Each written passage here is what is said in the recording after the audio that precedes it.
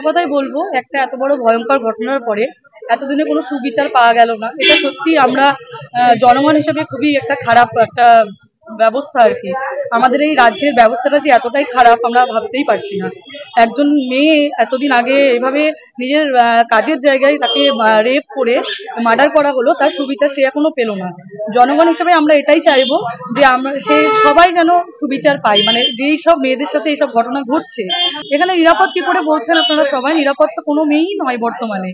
যখন যেখানে ইচ্ছা মানুষ যাদের সব পুরুষদেরকে বলবো না, এই একমাত্র বিকৃত মানুষরাই এসব কাজ করতে পারে। আর তারা যখন যে কোনো স্থানে যে কোনো জায়গায় মেয়েদেরকে এভাবে দিনের পর দিন ধর্ষণ করছে, দিনের পর দিন তাদেরকে মেরেও ফেলছে।